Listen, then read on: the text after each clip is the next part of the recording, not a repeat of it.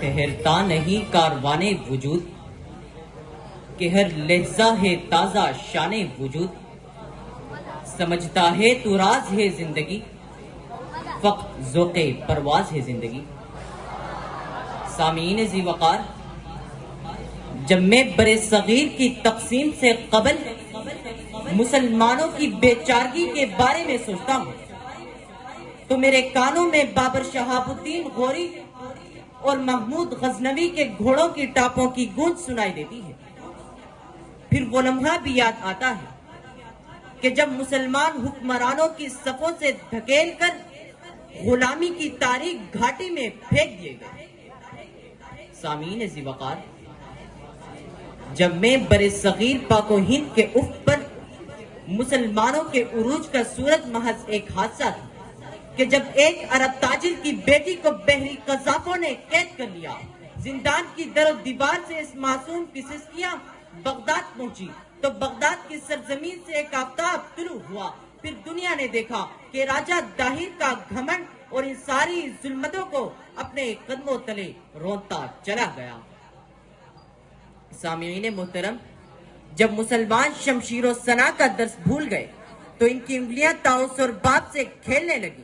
پھر وہ ہندوستان جو 1000 برس تک مسلمانوں کی تفویض میں تھا وہ رفتہ برفتہ انگریزوں کے ہاتھوں میں چلا گیا. پھر تاریخ نے وہ منظر بھی دیکھا کہ جب بہادر شاہ ظفر کی بے چارگی اور شہزادہ عالم کے ساتھ انگریزوں کی حیوانی سلوک پر تاریخ نے وہ آنسو بہائے کہ جمنا کی لہروں کو بھی ترس آ گیا. اسی پر شاعر نے کہا، اے عرض وطن کیا بتائیں تجھے، کس طرح بنایا ہم نے تیری مٹی میں لہو اپنا ملایا ہم نے. خود زمین بوس ہوئے تجھ کو اٹھایا ہم نے، پاس جو کچھ بھی تھا سب تجھ پہ لٹایا ہم نے. جہاں تو چیز ہی کیا تھی کہ لٹائی ہم نے، چھوڑ دی تیری خاطر ساری خدائی ہم نے.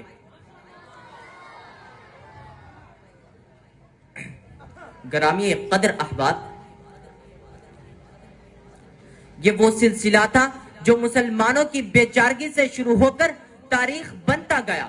ایک مرتبہ پھر آزادی کی تمنا مسلمانوں کو تڑپانے لگی. کبھی مولانا ظفر علی خان کے سوز کا عنوان بنی تو کبھی علامہ اقبال کی روح کی پکار بنی. بالآخر وہ لمحہ پہنچا جسے ہم 14 اگست کے نام سے یاد کرتے ہیں. 14 اگست 1947 یہ وہ لمحہ تھا کہ جب تمام مسلمانوں نے مل کر یہ نعرہ لگایا کہ ہم ہندو اکثریت اور انگریز سامراجیت کے اکھنڈ بھارت کے خواب کو عزم مصمم کی ٹوکر سے چکنا چور کرتے ہیں. ہم یہ عہد کرتے ہیں کہ مسلمانوں کی امنگوں کا آئینہ دار ہوگا اور عدل و انصاف کا علمبردار ہوگا. ہم نے ایک ایسا وطن بنایا ہے جو اقوام عالم کے لیے بھی ہمت کا استعارہ ہوگا. سامعین محترم، اگر آزادی کی قیمت پوچھنی ہو تو ان غلاموں اور شہیدوں سے پوچھو جنہوں نے اپنے لہو سے اس وطن کو رنگین کیا. تو پھر اس دن کی اہمیت کا احساس اور اس کے منانے کا جواز بھی مل جائے گا. آپ کی سماعت کا شکریہ.